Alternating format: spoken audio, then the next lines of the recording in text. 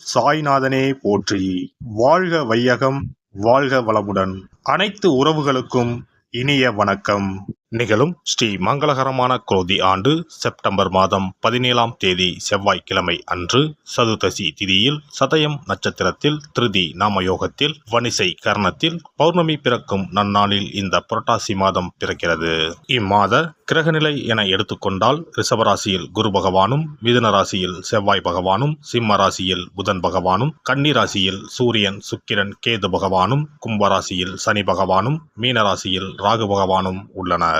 இம்மாத கிரகப்பெயர்ச்சி என எடுத்துக்கொண்டால் புரட்டாசி மாதம் 3ஆம் தேதி புதன் பகவான் கன்னி ராசியில் உச்சம் பெறுகிறார். புரட்டாசி மாதம் 3ஆம் தேதி சுக்கிர பகவான் துலாம் ராசிக்கு இடப்பெயர்ச்சியாகிறார். புரட்டாசி மாதம் 20ஆம் தேதி புதன் பகவான் துலாம் ராசிக்கு பயிற்சியாகிறார். புரட்டாசி மாதம் 28ஆம் தேதி சுக்கிர பகவான் துலாம் ராசியில் இருந்து விருச்சிக ராசிக்கு பயிற்சியாகிறார். புரட்டாசி மாதம் 29ஆம் தேதி குரு பகவான் ரிஷப ராசியில் வக்ரமடைகிறார். இந்த கிரக அமைப்பு மற்றும் பெயர்ச்சியால் உங்கள் வாழ்வில் உண்டாகும் சுபம் மற்றும் அசுப பலன்கள் என்ன என்பதனை இப்பதிவில் விரிவாக காண்போம். ரிஷபராசி அன்பர்களே, இந்த மாதம் நினைத்த காரியத்தை செய்து முடிக்கும் சூழ்நிலை உருவாகும். பண வசதி கூடும், தெய்வ சிந்தனை அதிகரிக்கும், வாழ்க்கையில் இருந்த அதிருப்தி நீங்கி பிடிப்பு உண்டாகும், எதிர்பார்த்த தகவல் வந்து சேரும், இடமாற்றம் உண்டாகலாம், எதிர்பாராத திடீர் செலவுகளும் உண்டாகும், தொழில் வியாபாரத்தில் திடீர் செலவுகள் ஏற்படும், எதிர்பார்த்த லாபம் குறையும், புதிய ஆர்டர்களுக்காக கூடுதலாக அலைய வேண்டியிருக்கும், உத்தியோகத்தில் இருப்பவர்கள் கடுமையாக உழைக்க வேண்டியிருக்கும், குடும்பத்தில் அடுத்தவர்களால் திடீர் பிரச்சனைகள் தலை தூக்கலாம், உங்களது கருத்துக்கு மாற்று கருத்து உண்டாகலாம், கணவன் மனைவிக்கு இடையே மனம் விட்டு பேசுவது நன்மை தரும், பிள்ளைகளிடம் கவனமாக பேசுவது நல்லது. பெண்களை பொறுத்தவரை மனதில் இருந்த சோர்வு நீங்கி உற்சாகம் உண்டாகும், எதிர்பார்த்த தகவல் சாதகமாக வந்து சேரும், பணவரத்து கூடும். மாணவர்களுக்கு கல்வியில் முன்னேற்றம் காண்பதில் ஆர்வம் உண்டாகும், மனதில் உற்சாகம் ஏற்படும். நட்சத்திர பலன்கள். கார்த்திகை நட்சத்திரம். இந்த மாதம் கடந்த காலத்தில் உங்களை விட்டு சென்றவர்கள் விரும்பி வந்து சேர்வார்கள். உறவு பலப்படும். தொலைபேசி தொடர்பு மூலமாக சிலர் புதிய தொழில் ஒப்பந்தங்களை ஏற்படுத்தி லாபம் தேடும் முயற்சியில் ஈடுபடலாம். குடும்பத்தில் மகிழ்ச்சிக்கு குறைவு இருக்காது, சுப நிகழ்ச்சிகள் இடம்பெறும். ரோகிணி நட்சத்திரம். இந்த மாதம் சில அத்தியாவசிய தேவைகளுக்கு செலவு செய்ய பண பற்றாக்குறையை சந்திக்க நேரலாம். ஒரு பிரச்சனை முடிந்ததும் இன்னொரு பிரச்சனை உருவாகலாம். ஆனாலும் மகிழ்ச்சியாக இருப்பீர்கள். உங்கள் பிரச்சனைகள் எவ்வளவு இருந்தாலும் தோல்வியும் தோய்வும் இல்லாமல் சமாளித்து ஜெயிக்கலாம். மிருகசிரிசம் நட்சத்திரம். இந்த மாதம் எடுத்த காரியங்களில் உடனே வெற்றி ஏற்படும். சில காரியங்களில் தாமதமாக வெற்றி ஏற்படும். உங்கள் விடாமுயற்சிதான் உங்களுக்கு வெற்றியை தேடித்தரும். பழகும் நண்பர்களை எடை போட முடியாது, வெளுத்தது எல்லாம் பால் என்று நம்பும் உங்கள் பெருந்தன்மையை கொஞ்சம் ஒதுக்கி வைக்கவும். கனகதாரா சோஸ்திரம் பாராயணம் செய்து வர பண தட்டுப்பாடு நீங்கும், குடும்பத்தில் மகிழ்ச்சியான நிலை உண்டாகும். சிறப்பு தொகுப்பு. கண் திருஷ்டிகள் அகன்று தடைப்பட்டு கொண்டிருக்கும் காரியங்கள் நிறைவேற செய்ய வேண்டிய பரிகாரம் என்ன என்பதனை பற்றி காண்போம். வாழ்க்கையில் நல்ல நிலையில் இருந்தவர்கள் கூட திடீரென்று பொருளாதாரம் இழந்து மன கஷ்டங்களுடன் வாழும் நிலை ஏற்படும். இந்த நிலை எதனால் ஏற்பட்டது என்று ஆராய்ந்து பார்த்தால் பெரும்பாலும் அவர்களின் மீதான கண் திருஷ்டிதான் காரணமாக இருக்கும். கல்லடி பட்டாலும் கண்ணடி படக்கூடாது என்று சொல்வார்கள் அல்லவா, அது உண்மைதான். இது போன்ற பிறரின் பொறாமை கொண்ட கண் திருஷ்டியினால் பலரின் வாழ்க்கை சிரமத்திற்கு ஆளாக நேரிடும். இது போன்ற கண் திருஷ்டிகளிலிருந்து எப்படி தப்பிப்பது? இருக்கவே இருக்கிறது எளிதாக கிடைக்கும் ஊமத்தஞ்செடி. தெய்வ சக்தி நிறைந்த செடியாக கருதப்படும் ஊமத்தஞ்செடியின் காய், பூ, இலைகள் என அனைத்தும் தீய சக்திகள் விரட்ட பரிகாரத்துக்கு பயன்படுகிறது.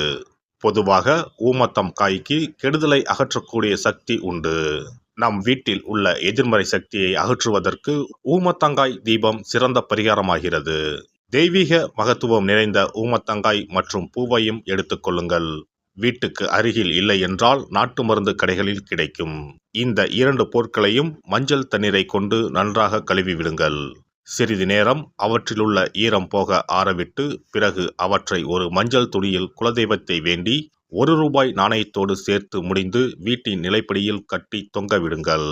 இந்த முடிச்சை வெள்ளிக்கிழமை அல்லது ஞாயிற்றுக்கிழமைகளில் தயார் செய்து வாசல் படியில் கட்டுவது சிறப்பு. தினமும் வீட்டில் தீபம் ஏற்றி காண்பிக்கும் போது இந்த முடிச்சுக்கும் காண்பிக்கவும். இதேபோல் ஊமத்தம் இலைகள் கிடைத்தால் அந்த இலைகளை சுத்தமான மஞ்சள் தண்ணீரில் கழுவிவிட்டு அவற்றை கொண்டு வீட்டில் இருக்கும் விநாயகருக்கு திங்கள் கிழமைகளில் தொடர்ந்து அர்ச்சனை செய்து வர வேண்டும். ஊமத்தம் பூவையும் விநாயகருக்கு சூட்டலாம். 3 வாரங்கள் தொடர்ந்து திங்கள் கிழமைகளில் விநாயகருக்கு ஊமத்தை இலையால் அர்ச்சனை செய்து ஊமத்தம் பூவை சூட்டி வழிபட்டால் வீட்டில் உள்ள கெட்ட சக்தி நடமாட்டம் மற்றும் கண் திருஷ்டிகள் தீரும். ஊமத்தம் செடியும் சிவபெருமானுக்கு உகந்த இலை ஆகும். இந்த ஊமத்தங்காய் வைத்து சிவபெருமானுக்கு தீபம் ஏற்றி வழிபடுவதன் மூலம் நமது பிரச்சனைகளில் இருந்து எளிதாக விடுபட முடியும். முதலில் 2 ஊமத்தங்காய்களை எடுத்துக்கொள்ள வேண்டும். அவற்றின் மீது முட்கள் இருப்பதால் மிகவும் கவனமாக கையாள வேண்டும். ஊமத்தங்காயின் காம்பு பகுதிகளை வெட்டி கொண்டு கத்தியை பயன்படுத்தி ஊமத்தங்காயின் உள்ளே இருக்கும் விதை பகுதியை முழுவதுமாக நீக்கிவிட வேண்டும். பின்னர் 2 அகல் விளக்குகள் மற்றும் விளக்கு வைப்பதற்கான 2 தட்டுகளை எடுத்து சுத்தம் செய்து அவற்றிற்கு மஞ்சள் குங்குமம் போட்டு வைத்துக் கொள்ள வேண்டும். பின்னர் 2 தட்டின் மீதும் ஒவ்வொரு அகல் விளக்கை வைத்துக் கொள்ள வேண்டும். அதன் பிறகு எப்போதும் பூஜை செய்வதற்கு வைப்பது போன்ற வெத்தலைப்பாக்கு, பழம் போன்றவற்றை வைத்துவிட்டு 2 விளக்குகளையும் ஏற்றி சிவபெருமானை மனதார வேண்டிக் கொள்ள வேண்டும். எனக்கு இருக்கும் பிரச்சனைகள் அனைத்தும் தீர்ந்து இன்பமான வாழ்க்கை கிடைக்க வேண்டும் என வேண்டிக் கொள்ள வேண்டும். இந்த பூஜையை வெள்ளிக்கிழமை அன்று தொடங்கினால் தொடர்ந்து 9 வெள்ளிக்கிழமைகள் செய்ய வேண்டும். ஊமத்தங்காயின் மீது எவ்வாறு முட்கள் இருக்கிறதோ அதுபோல நமது வாழ்க்கையில் இருக்கும் முட்கள் போன்ற பிரச்சனைகளை அவை தீர்த்து வைக்கின்றன. இந்த பூஜையை நாம் தொடர்ந்து செய்து வருவதால் நம் மீது இருக்கும் கண் திருஷ்டிகள் அகன்றுவிடும். தீராத துயரங்கள் தீர்ந்துவிடும். பணம் நகை நம்மிடம் பெருகி வரும். சிலருக்கு கையில் சுத்தமாக பணம் இருக்காது. வறுமை தாண்டவமாடும். கடன் தொல்லையால் கஷ்டப்படுவார்கள்.